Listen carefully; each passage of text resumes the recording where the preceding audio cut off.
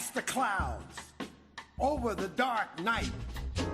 She reached up to the sky of stars and caught the red-hot light of the North Star.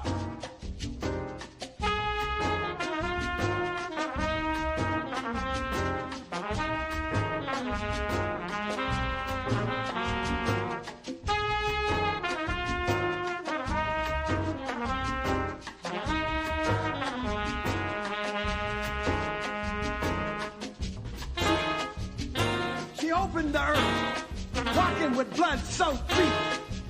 She challenged the whip, the gun, the knife. She challenged the fire, pulled from the bodies of slaves, made into laws, prisons, and courts.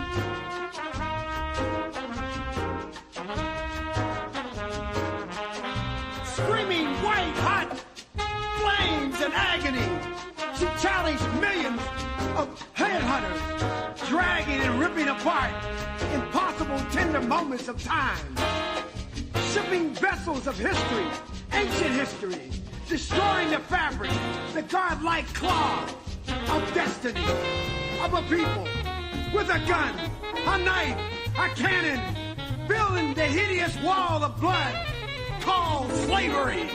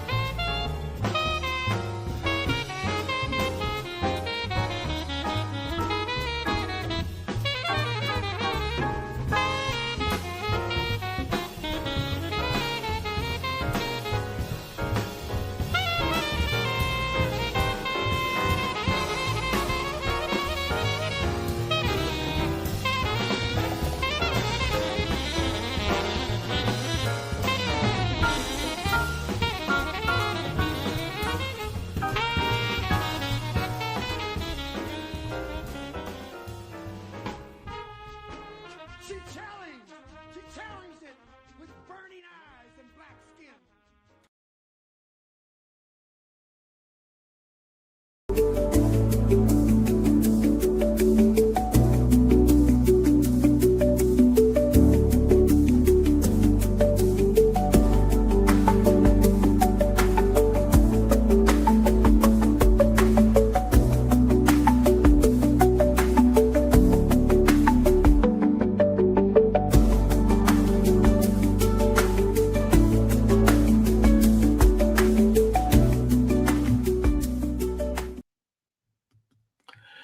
Greetings and welcome as always. Thank you all for joining us. You know, in Kenya, there are widespread anti-government protests that have escalated into deadly unrest and a deepening political crisis. What's going on in Kenya and why? Let's connect some dots and find out.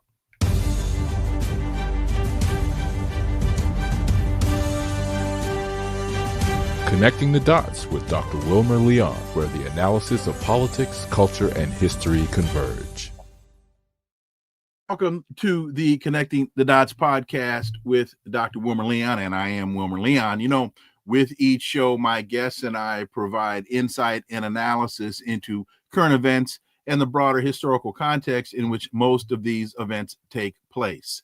There's one headline that I want to cover before we get to my guest, and that is China's President Xi pushes a new global order, joined by leaders of Russia as well as India.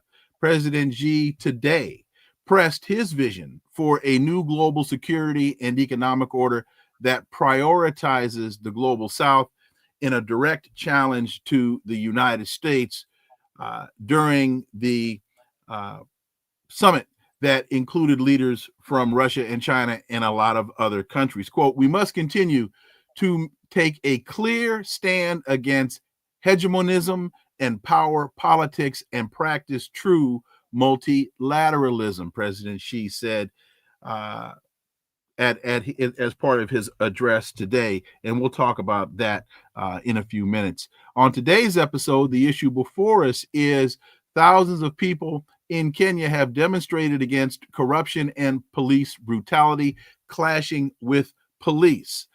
For decades, Kenya has been politically stable, and is finding itself confronting internal protests. My guest is a Black Agenda Report editor and columnist, national organizer for the Black Alliance for Peace, Ajamu Baraka. As always, welcome back. Glad to be here. Thank you. So this hasn't gotten very much coverage from the Western press. What's going on in Kenya right now, and why? Well, as you indicated, there's been months-long demonstrations, primarily led by young people. They call it the Gen Z protest, if you will. It started off in opposition to a tax that the government was attempting to impose on the entire society as an attempt to raise revenue in order to address Kenya's outstanding debt. And the situation is very similar to what we saw, for example, in Colombia a couple of years ago, when before the Petro government, the right-wing government attempted to impose new taxes at the urging of the U.S.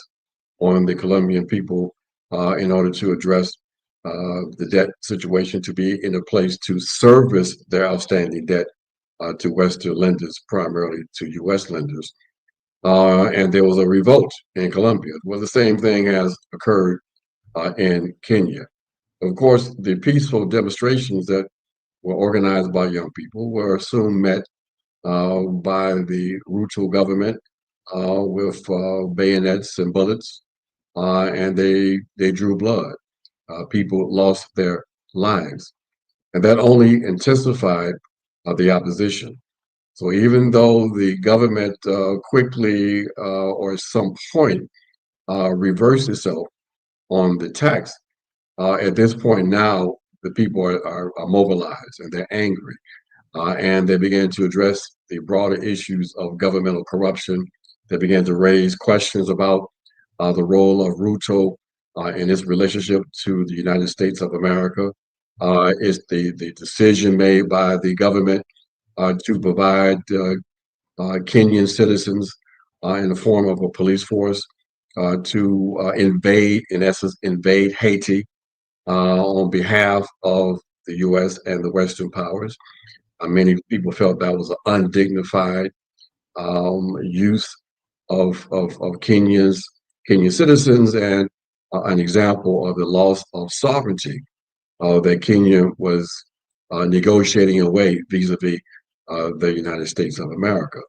And those concerns were again met with force and violence. So we have a crisis that seems not to be able to dissipate much in Kenya. And with upcoming elections and the general instability in Kenya, it remains to be seen how this will be resolved in that country without intensified violence coming from the government. I think a lot of people need to understand Kenya was a former British colony until 1962 or 1963. And, yeah. Mm-hmm. And that it has received flag independence, but there does seem to be this stratification within the within the Kenyan population, those that seem still to want to be beholden to the British Crown, the former colonizer, such as William Ruto, and the grassroots folks on the ground. Well, Dr. Leon, is the same old story. I mean, Kenya was one of those spaces where the anti-colonial fight was a very bloody one, because Kenya was in fact a settler colony, which is a different sort of monster from the classical colonies where the government sets up their presence, there's a European presence for the intent of plundering the country, and working through local authorities. But when you have in Palestine. Exactly. Well, you have the introduction of large numbers of settlers that then call the territory their new home. We have seen in the past that when there is a decolonial struggle, those settlers tend to be much more adamant in their opposition to flag independence. They want to continue to run things as they are.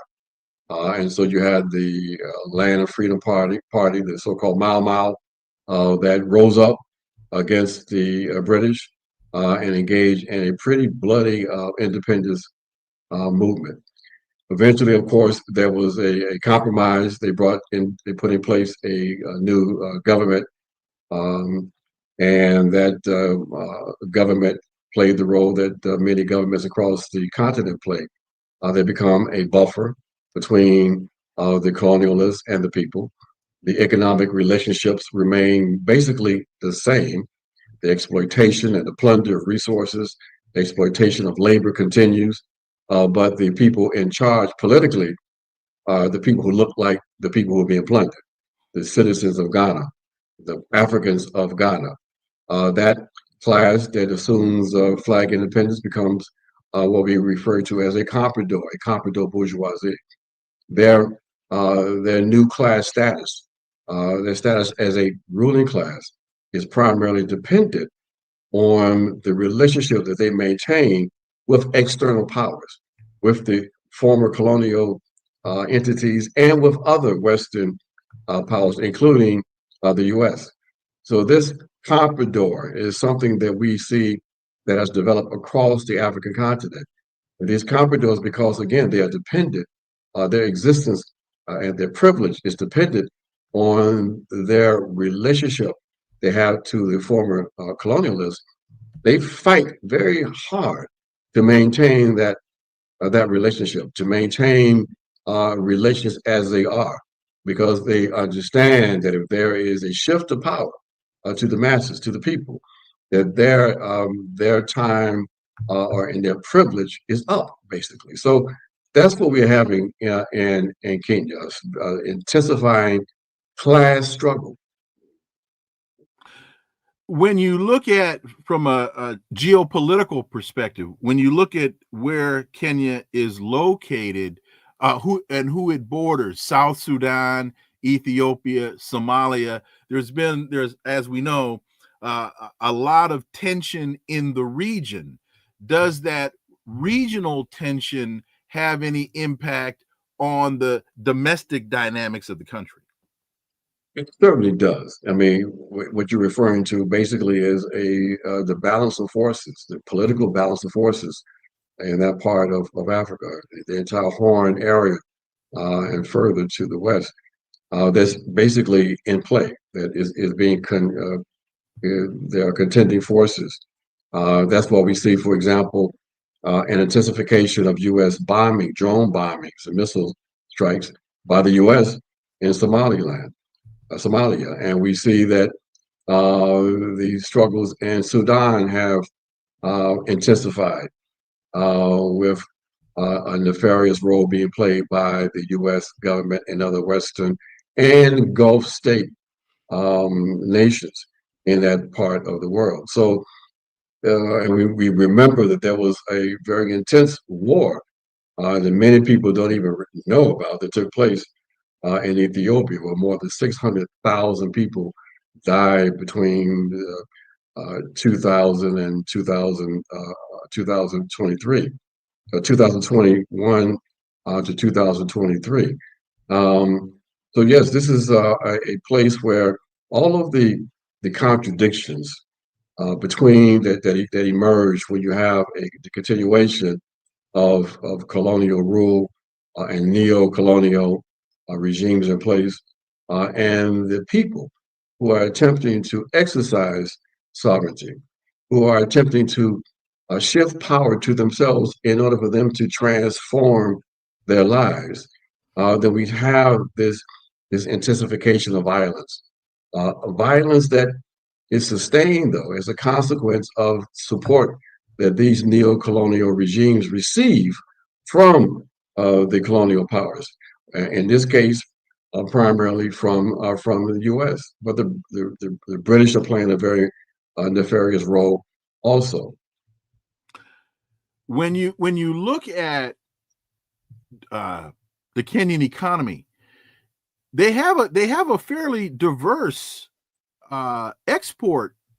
They've got minerals such as titanium. I think they have oil.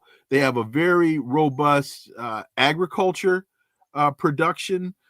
So there are a number of things, unlike a number of countries that are limited in their options. Kenya does seem to have, again, a fairly diverse economy potentially, and it's when you look at where it's seated, it's right there on the Indian Ocean, so it has access to the ocean.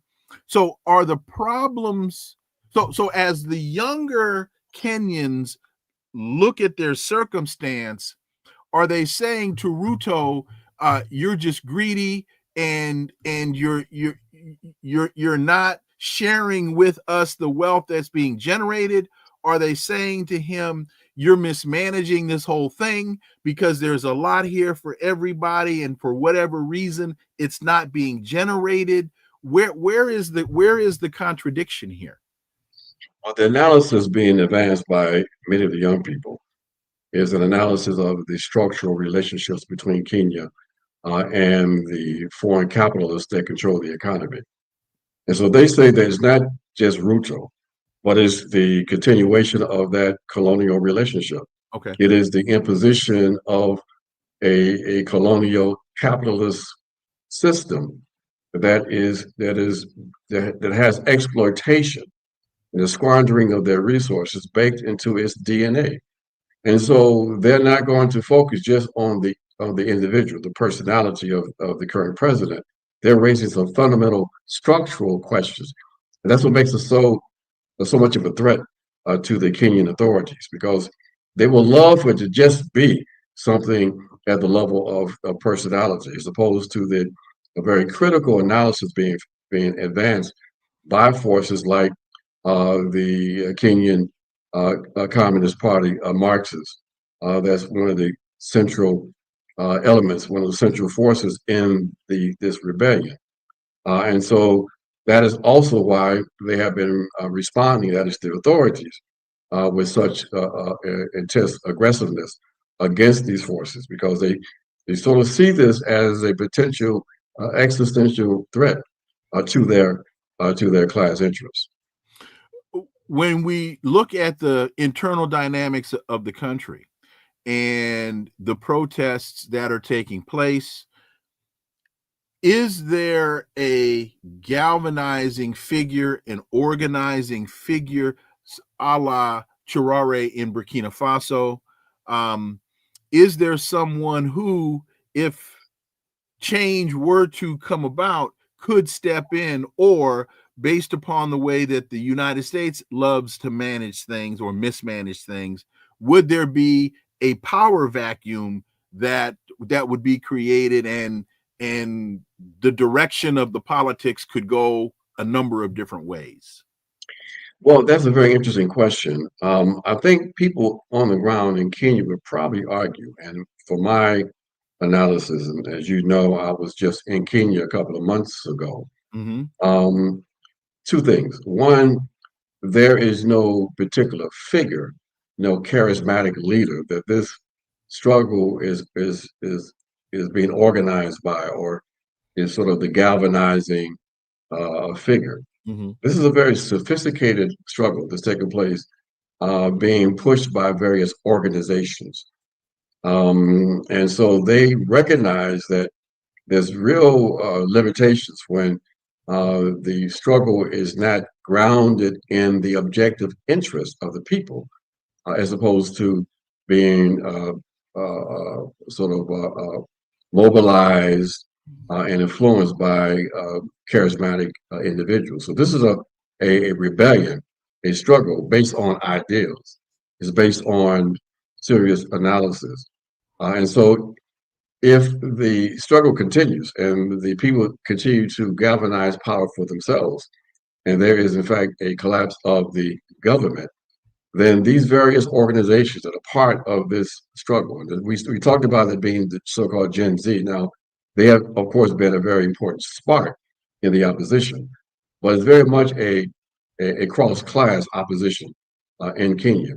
If the government does collapse, then there is a real possibility that these forces are in a place and have the ability to, in fact, to begin to govern for themselves. Of course, we know that unless the military also collapse, then there will be a continued struggle. And we also know that there might be then the conditions for a external intervention by a force like the United States of America to prevent the will of the people from being exercised. They're not going to allow a radical government or a democratic revolution, as the Kenyan Communist Party is calling for. They're calling for a democratic revolution to complete the process of independence. So the U.S. and its Western backers, even though we know there's tensions between the U.S. and other European powers, they tend to be able to solidify and have unity when it comes to maintaining global power dynamics. So they will, I suspect, attempt to intervene in order to not allow a government, a state like Kenya, to consolidate a radical opposition. So you've been very clear in explaining the Kenyan government is finding its support from the United States and from the West. Who's supporting the revolution? Are the Kenyans able to access either financial or other types of support from entities outside of the country? Well, one, of course, the struggle is being supported by the masses of the people in Kenya. Secondly, of course, there is massive support for this rebellion, this struggle throughout the global South. As you know, when these kinds of situations develop, one can judge the importance of it by measuring how well it's covered in the Western press. Most Westerners are completely unaware of the significance of these kinds of developments. But in the global South and in the alternative press and on shows like this, where you connect the dots and you understand the importance of these kinds of developments in terms of the international balance of forces, it gets coverage. So throughout the global South, there's significant support. Are there states that are providing any type of material support? No.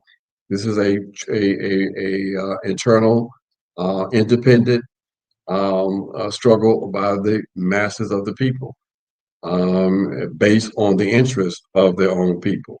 Well, there's tremendous awareness and support that political support that's coming from various progressive governments around the world. Again, primarily in the global South.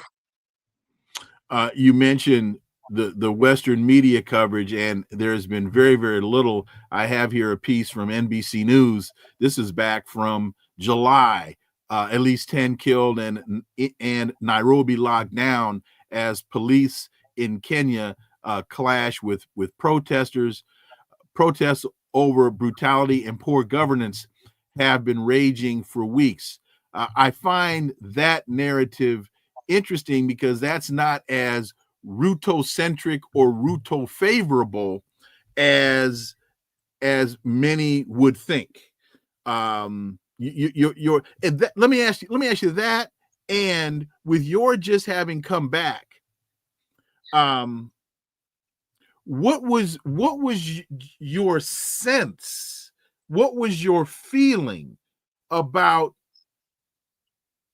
the vibe in the country while you were there? Well, that there is a growing sentiment that change is necessary, and that these young people leading this struggle should be supported. One of the reasons for this is various reasons, but one of the reasons for this is, I think, captured in a documentary that the Black Alliance of Peace, North-South Project for People-Centered Human Rights, along with the Black Agenda Report, re-released a few days ago on the poverty in one of the biggest informal settlements on the African continent that's there in Nairobi, Kibera, which is a community of over 250,000 people who live in absolute poverty. And when you go to that settlement, and they brought us in when we were in Kenya with camera crews to tour and to talk to the people there in Kibera. You can see why there's so much opposition. Many of the young people and other people who are involved in this struggle are coming from this settlement. This settlement is a material reality reflecting the contradictions between the government and the economic system in Kenya and the ruling classes and the global colonial capitalist system. This is what it produces, these kinds of conditions, people in abject poverty. So these conditions ensure, Dr. Leon, that there will be continued resistance, especially now that you have a resistance that's been so thoroughly politicized. Like I said, these are some very, very sophisticated elements. So the kind of work that they've been doing with the people, the organizing that's been taking place outside of the context of just the mobilization and the confrontations with the authorities, is rendering a highly politicized people, one that will be sustainable no matter what develops in the country. The Ruto government believes that through massive violence and repression, that they're going to push the people back, that they're going to end the resistance. That understanding that what they are developing is in fact the opposite of that. So we're going to see changes in Kenya, even if those changes take place after a period of even more intense fascism, because that's what we are seeing developing inside the country. The ruling class, they are panicking, and the only thing they know how to do when they panic like this is to increase the repression. But in increasing the repression, they are sharpening the contradiction. There's always going to be a reaction to that kind of repression. And so they are basically creating the conditions for their own class defeat. The documentary that you reference, Inequality in Kenya, View from Kibera, is the title. And you have a statement here. It is symptomatic of a larger issue.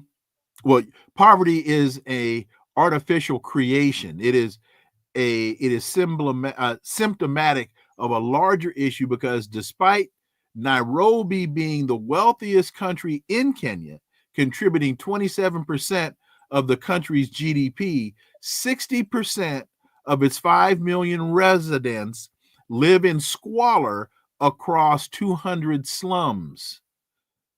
Successive governments since independence have done little to change the status quo, leaving the people to predatory organizations that at best provide a band-aid to a gaping wound, or at worst serve to depoliticize the masses.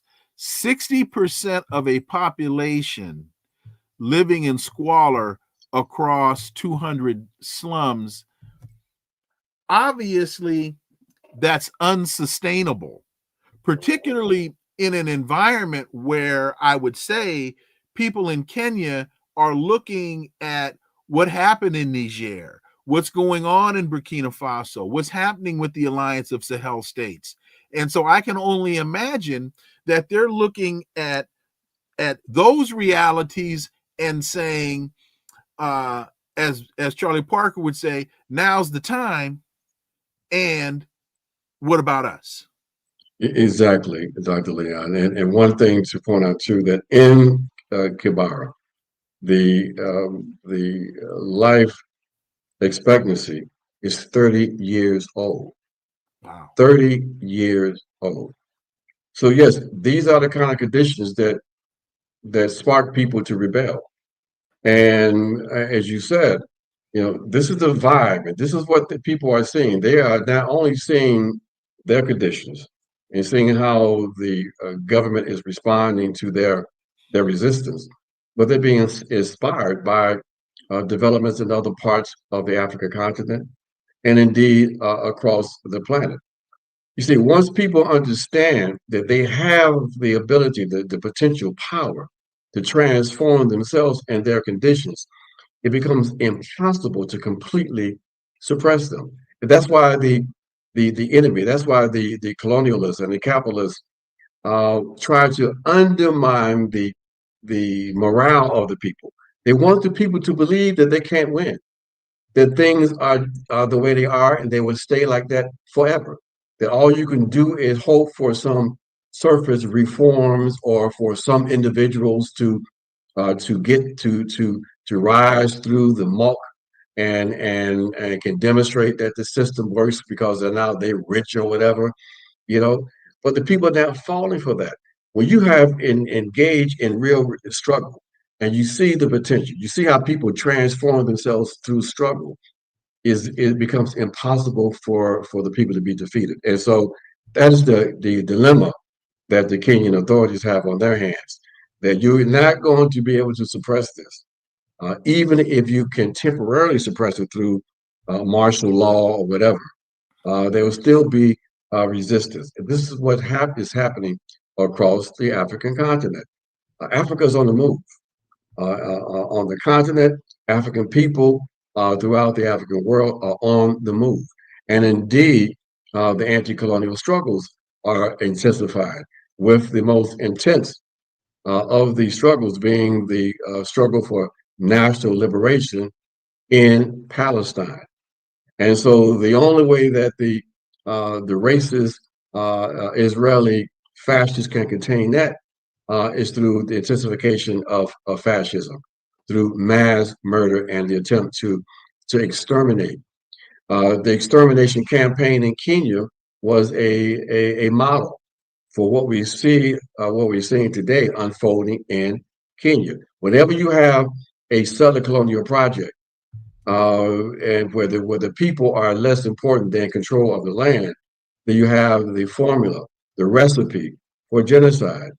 And so the memory of the resistance in Kenya and the lived experiences of people in Kenya to this ongoing colonial project is what is inspiring people to resist.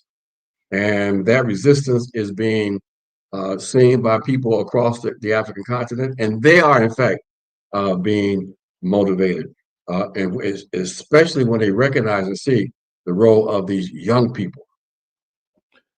And I would have to say also that, and you've made this point, but to reiterate it, that the settler colonial project known as the Zionist government of Israel, in the minds of the West, what we're seeing right now, this has to succeed. Because if the Palestinians are able to demonstrate successive resistance, which, depending on who you ask, they are at this point, this thing just catches fire, and is Kenya next? And okay, Kenya or someplace Exactly. else. Because what we have, for example, in Latin America, is the intensification of opposition in various parts of the continent. We're seeing, even in places like India, a consolidation of opposition forces to the Modi, the president of India. That the people are not going to just surrender to oppression. That when you have dignity, when you have dignity, then you resist. Support, defending your dignity is worth your life.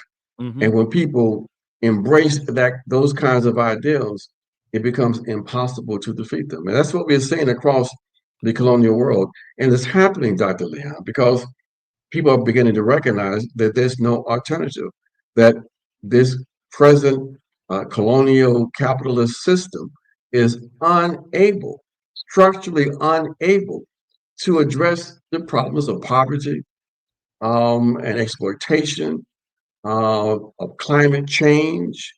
Is impossible. As long as you have a setup where you have socialized production, that is, the people produce wealth, when you have private appropriation, a minority of the population then steals the wealth being produced by the masses. People understand that relationship is only defined in one way: is exploitation, and they're not going to allow themselves to be rendered to abject poverty while people are living a high life at their expense. But once people begin to make those kinds of connections, it's a game over. You mentioned dignity, and one of the things that has always stuck with me, particularly once I came back from Iran, is the disconnect in the West, the not appreciating how significant dignity is in these cultures. And because you can find yourself in some of the poorest circumstances, right, in the middle of nowhere in Iran, and talking to farmers and yeah, these folks are poor, but dignity is, you can't do this to me. Exactly. And when they say it's not over, when they say, oh, this fight isn't over, in the West, we have a tendency to believe that means just you and I. But what they're saying is, for honor to my family, whoever is left living is going to see to it that this score gets settled, no matter how many generations it takes.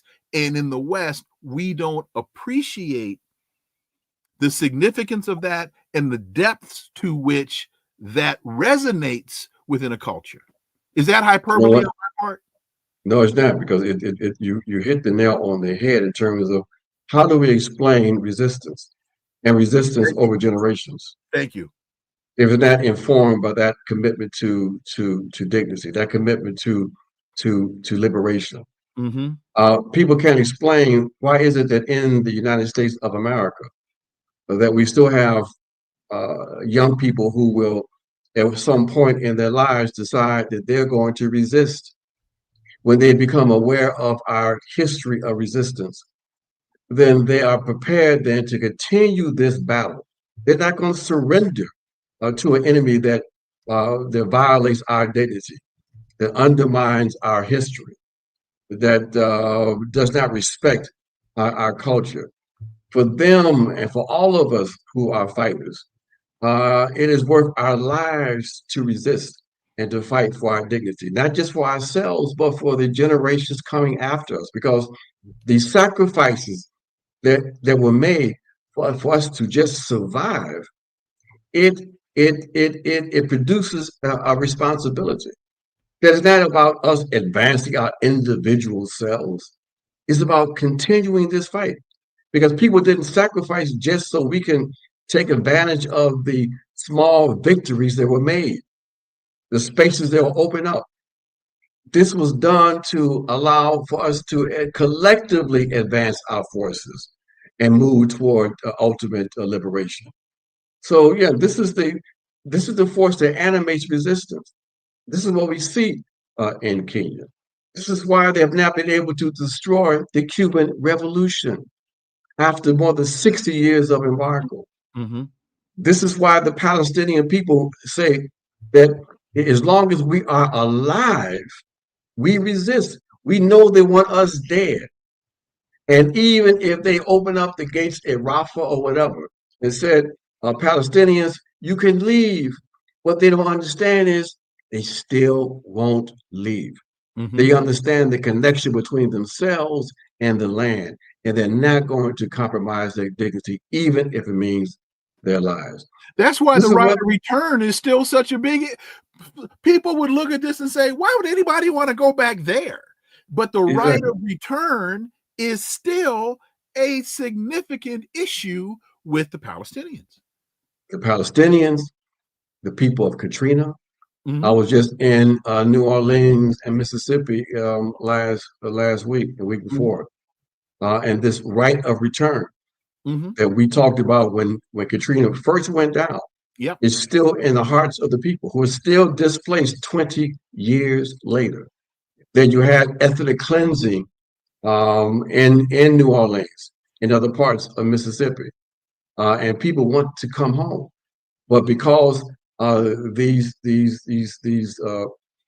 enemies of humanity bulldoze the public housing.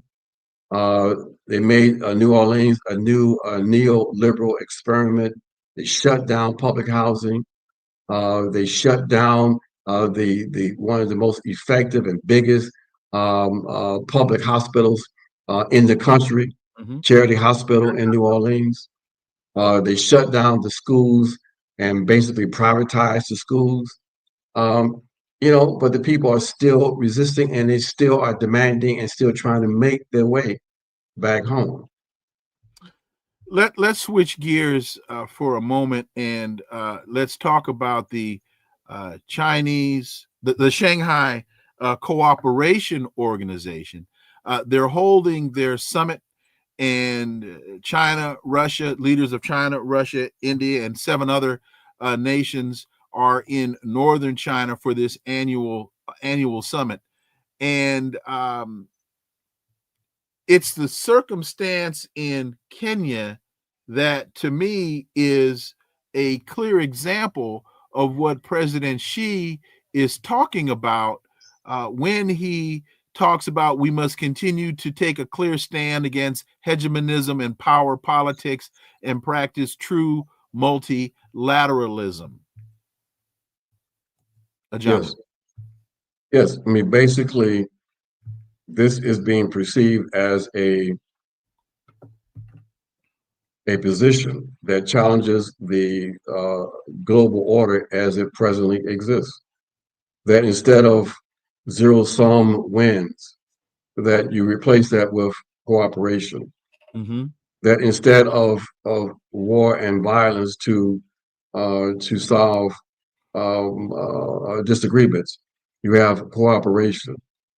That instead of the development by the people in one part of the planet in the West, while the vast majority of the people live in poverty, are exploited, have their resources exploited, that we can have a different kind of economic relationship where people can, in fact, collectively experience prosperity. So this is the challenge, and because of this alternative set of values, then this organization, like the other ones that are developing to address the vacuum of leadership, moral leadership coming from the West as a consequence of the illegality, the criminality of states like the U.S. and Israel, flaunting international law, engaged in what I refer to as rogue statism. They have undermined the international order. The liberal order is dead. Mm-hmm. The notion of international liberal human rights is a joke. It no longer exists. And so it suggests that we have to, as part of this shift in global dynamics and global relationships, we have to redevelop, first redefine, and then redevelop new institutions and structures that will represent new forms of global governance.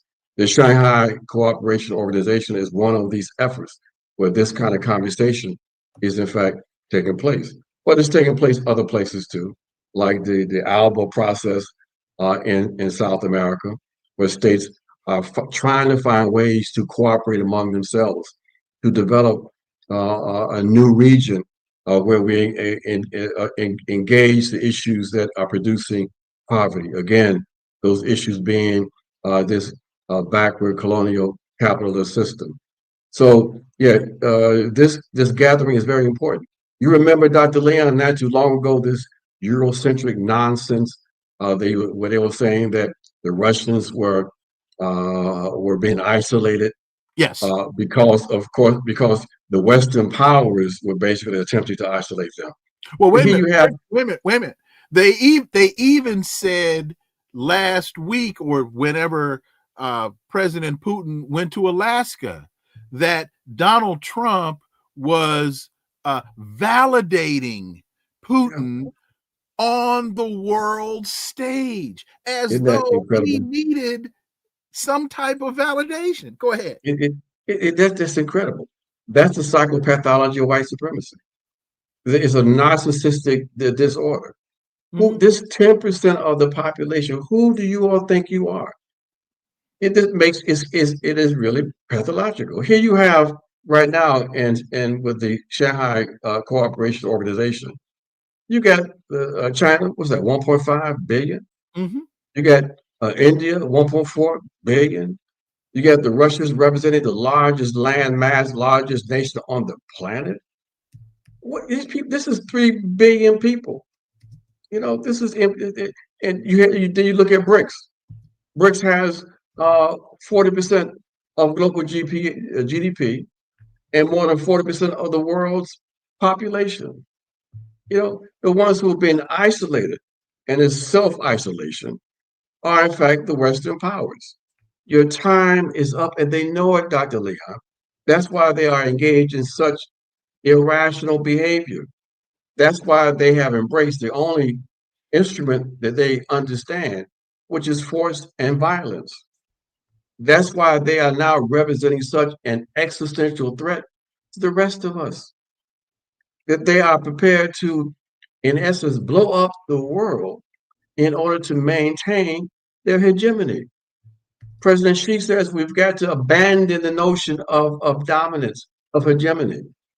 But, you know, Dr. Leon, I don't see any evidence that suggests to me that the U.S. and these Western powers can live on this planet in equal relationships with other nations. No. It's almost like they've been so thoroughly corrupted, and their need for dominance so inculcated that they cannot live among the population of civilized nations. Again, for me, they represent an existential threat. If we're not able to shift power away from these maniacs, then all of us on this planet are threatened. China has been able to lift, I want to say, over the last 15 years, 100 million people out of abject poverty. There are 340 million people in the United States. So they've been able to take a third of our population and raise them out of abject poverty. And the United States can't do it for 100,000. And they haven't done it, to your point, they haven't done it through militarism. They've done it through economic development. Exactly. And you know what?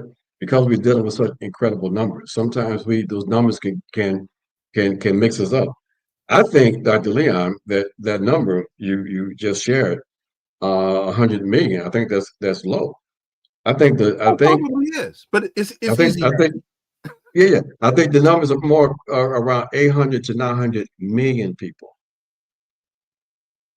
Everybody can look it up, but it's millions of people that have been lifted out of poverty in China. Well, But the so point I said 100 million. It's 100 million, yeah. I think it's more than that. But the point you're making is the valid point.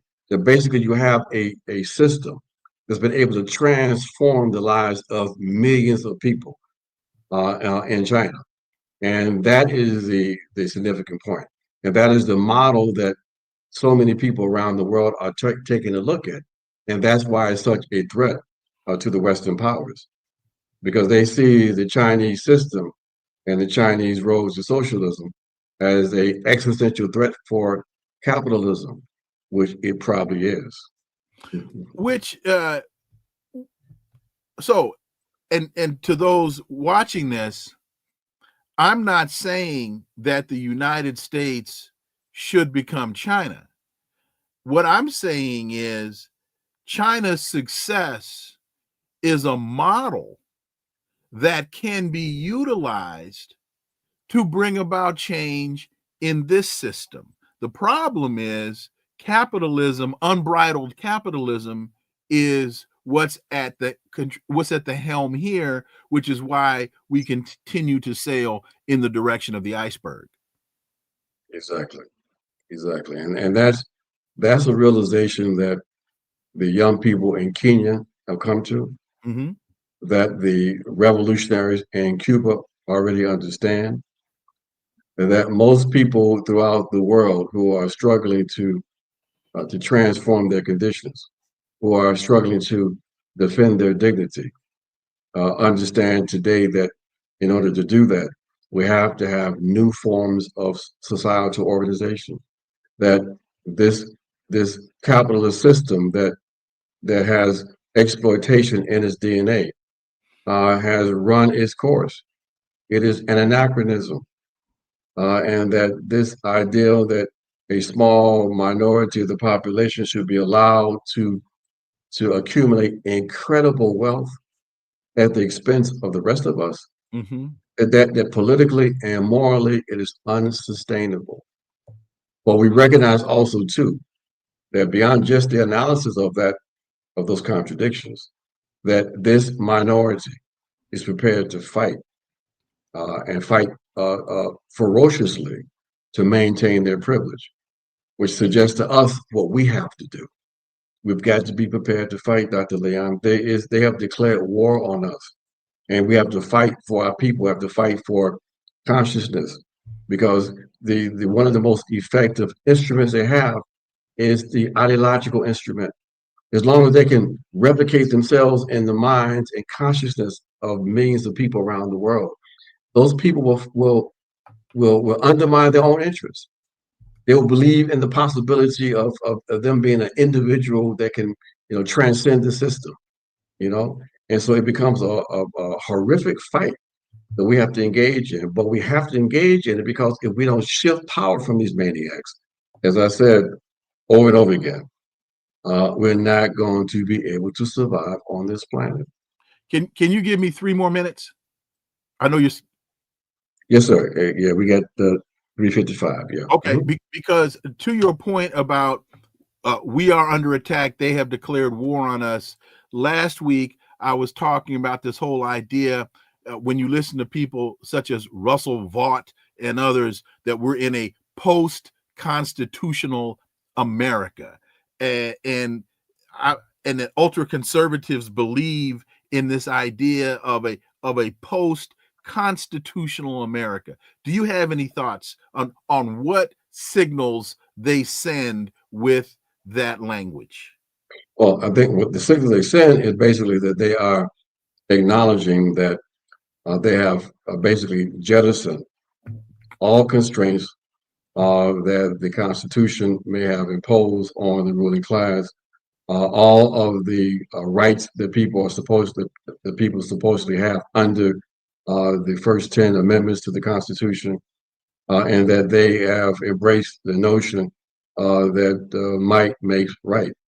And it's not just the traditional right wing, but it's the neoliberal right wing also. The neoliberals that are part of the Democrat Party. Trump would not have been elected. He would not have been able to raise the money he raised without a general consensus among the ruling element, the ruling class in the U.S.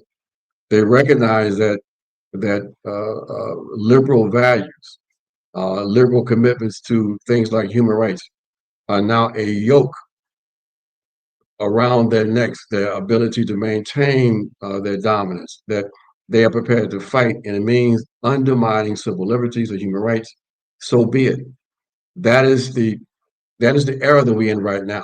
It's a dangerous one because, Dr. Leon, they're putting in place the foundation for a cross-class, multinational white supremacist movement in this country and in the West. Mm-hmm. It's very dangerous. So this notion that the Democrats represent an alternative, that they are the good masses, is delusionary, and it's a dangerous delusion for people to have. Ajamu Baraka, as always, thank you so much for your time. Greatly appreciate that analysis. Look forward to having you back. My pleasure. Thank you. Folks, thank you all so much for listening to the Connecting the Dots podcast with me, Dr. Wilmer Leon. New episodes each day. Dr. Radhika Desai will join us tomorrow. Please follow and subscribe, leave a review, share the show, follow us on social media. All the links are below. And remember that this is where the analysis of politics, culture, and history converge. That talk without analysis is just chatter, and we don't chatter here on Connecting the Dots. See y'all tomorrow. Until then, I am Dr. Wilmer Leon. Have a blessed remainder of your day. Thanks for watching. Peace. I'm out.